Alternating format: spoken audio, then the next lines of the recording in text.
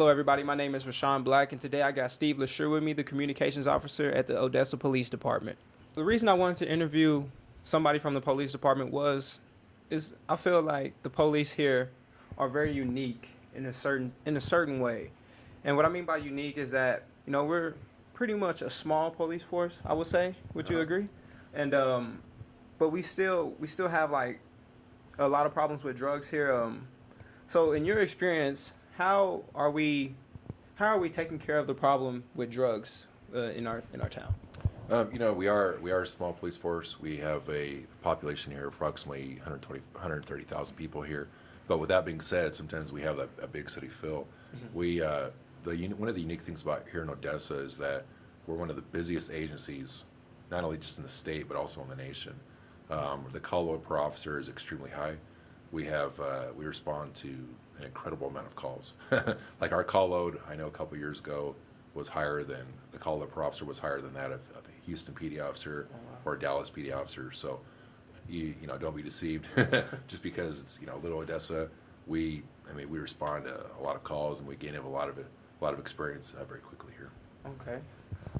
So you mentioned that y'all get a lot of calls, and compared to the nation, y'all are real busy. Right. So when the FBI named us top 10 most dangerous cities, how did that affect the police, and how did that in turn affect the people that lived here? Yeah, it didn't really affect the way what we do. We're always going to go out there and give it our best, do our best job, regardless of what studies or articles come out.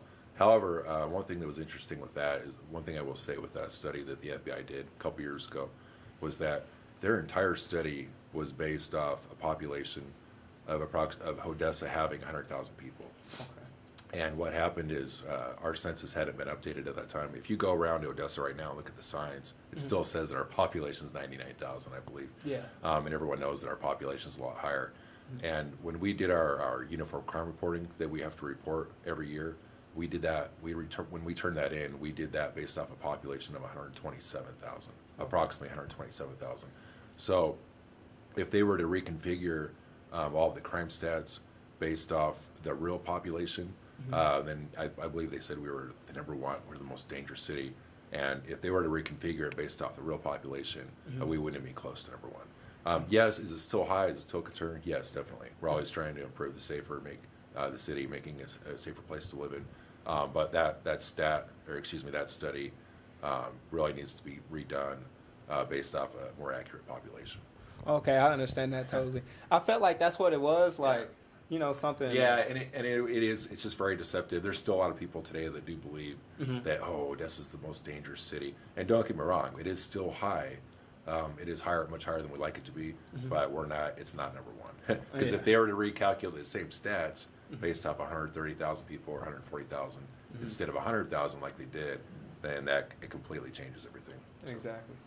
Yeah. So, as I don't think a lot of people on my channel know, but in Odessa we have this street called Snyder, and you can easily say, what is it, the most dangerous street in Odessa? Think so? Snyder, basically as far as being dangerous, I mean, really, we've seen things happen anywhere. Really, anything can happen anywhere, anytime. Our city is divided up into 4 sectors. We have basically north of University, we have sectors 2 and 3, and then south of University we have 1 and 4, and then west of everything west of Dixie and south of University is sector 1. Everything east of Dixie and south of University is sector 4. Out of all the sectors, sector 1, we actually receive more calls in sector 1 than any other sector. So that would be the southwest portion. So technically speaking, that would be it. I mean, I believe Snyder goes through both of them. I think through sector 4 and sector 1. But I mean, really, we've seen things happen everywhere. We have it's not just one one specific area. Are there some areas that are more known for drugs or for this or for that? Oh yeah, definitely. But I would just rule it out as being, this is where it's very dangerous or where we have lots of issues.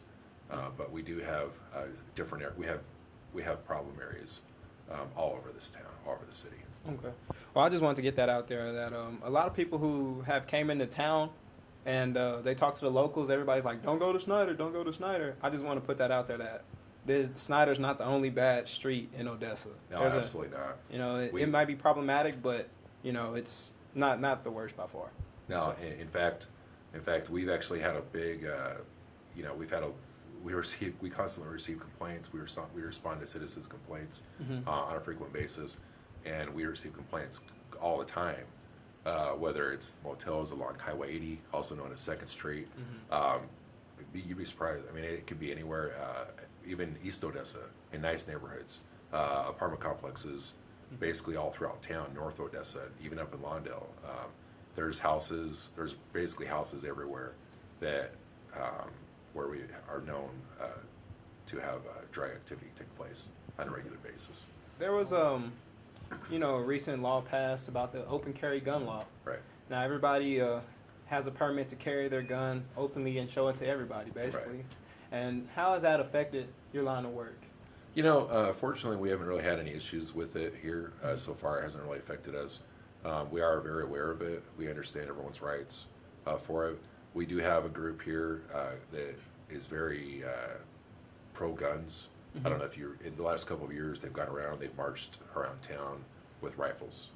And we've had a lot of concerned citizens. We used to respond to calls all the time, on a regular basis, excuse me, asking us, with people saying, oh, there's a man with a gun standing on the corner of 42nd and Grandview, or a big group of people. And technically, they have the right to do that.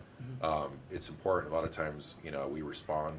We're required to respond to every single call that we get dispatched to. So we'll respond to it, we'll make contact with them, and basically we respect their rights, and then we'll be on our way. And that's all we're doing. So fortunately, we're already used to this because we've actually kind of been dealing with it for the last couple of years. And like I said, we completely respect them, their gun rights. It's just important for them to understand where we're coming from too. If somebody calls and sees somebody walking down an alley, a public alley, with a rifle, we're going to take that call extremely serious. Yes. Anytime we respond to any call involving somebody with a gun, we take that very serious because a lot of times it can be alarming to the public, and we just have to check them out. And if it turns out that they're just open carrying, you know, exercising their amendments, their rights, then we'll be on their way, and they'll be on their way. So fortunately we have not had any real issues with it so far. All right. Another big thing that's going to happen here soon is that kids are going to be allowed to carry guns in school. Is that correct? I'm not sure about that one. They may be in the works. I'm not sure if it's actually gone into effect yet. So if something like that actually happens, and you know, OC students allowed to carry, and UTPB students allowed to carry, do you think that is a good idea, or do you think you know, that's going a step in the wrong direction? You know, I think that as long as they're abiding by the law, and as long as they're properly trained, I think that there's absolutely nothing wrong with it. But do you think that teenagers, so to speak, or you know, 20 to 21-year-olds, you think they're going to be responsible with a gun, a weapon? You know, as long as they've gone through the proper course, they've taken the proper channels to be properly certified, I don't think there's anything wrong with it. Unfortunately, we make arrests on a daily basis involving people that aren't properly trained, that don't have their license. So it's you know, here, if somebody does get caught with a gun, it is a Class A misdemeanor. If they if they don't have their license and they're caught, it's a Class A misdemeanor. If they get caught with a gun and it turns out they're a convicted felon, then it's a third-degree felony. But it seems like we make arrests like that on a regular basis. So there's a lot of people here that like to carry their guns. We completely respect their rights. The main thing we ask is that when we pull them over, they just need to tell us right away that they have a gun in their vehicle, or if we detain them for whatever other reason, make contact with them, you know, other than a traffic stop, it's very important that they let us know that they have a weapon on them. Okay. Do you consider yourself a hero? You know, I feel like police officers, military are heroes, as long as we're doing what we're supposed to be doing. You know, there's a lot. I work with a lot of great, you know, guys and girls here in this department, and the vast majority of them would do anything for anyone at any given time. They really would. I mean, as far as my, being a hero, I mean, I really haven't done anything. I haven't like saved anyone from burning fire or doing that. But I think sometimes it's just the little things um, that you do every day. A lot of times it's not what you do, but it's what you don't do. Yeah. Just always doing the right thing is can define heroism. So Yeah, I totally agree. To tell you the truth, I consider you a hero because you're here talking to me right now. And, we're trying to get this message out here to the youth, especially, And I also consider myself a hero because I'm out here trying to help the people who actually watching and get people to watch to get people aware of what's actually going on in, our town. That's what the main point of this show is about. And last but not least, if you weren't a police officer or communications officer, what would you be? Probably broadcaster. I would be doing something in the media. Okay. I interned with CBS Sports back when I was in college earlier, and I also worked for Southwest Sports for quite a while, and I love sports. So if I wasn't doing this, I'd probably be doing something in the media, probably with sports. Okay. Hello everybody, it's LeSueur Black. Welcome to the end of the video. Now this video was kind of special because I tried to stop a lot of stereotypes that people bring upon the police. One of them is that the ticket quota, every police has a ticket quota to make. That is a lie. They can give you a ticket or they don't have to. They can give everybody they stop a ticket or they can give nobody they stop a ticket. It's pretty much subjective to what they want to do. And another one is the speed traps. How people say the police set up in places where it's kind of hard to slow down in time. No, that doesn't work like that.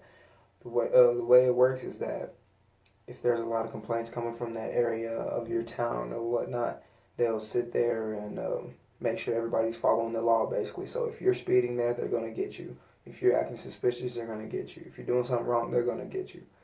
It's just basically they're going to put more of their staff in that area just to make sure that area cools down, basically. Also, I'd like to say check out the Nextdoor app. Basically what it is, it's just an app that shows you where the police is going to be at for that period of time. And it's going to show you where all the complaints is coming from. And you can file a complaint on this app. I think it's very useful to help the people get involved so they have no excuse to say the police is not helping them or anything. You've got a lot of tools to use that allow the police to come help you. Another thing is I want to tell you to check out the Ride Along program. I think it's very good. I think it's great for the youth, especially to get this stigma that the police is bad. Get that out of their heads. I don't think the police is bad by any means. Yes, there are some bad apples, but everybody has bad apples in their organization, race, nationality. They exist everywhere, so it's kind of hard to avoid. But I can say that doing this Ride Along program would benefit everybody. Thank you for watching the video. I hope you enjoyed it, and see you in the next one. Yeah. Turn me up a little bit more.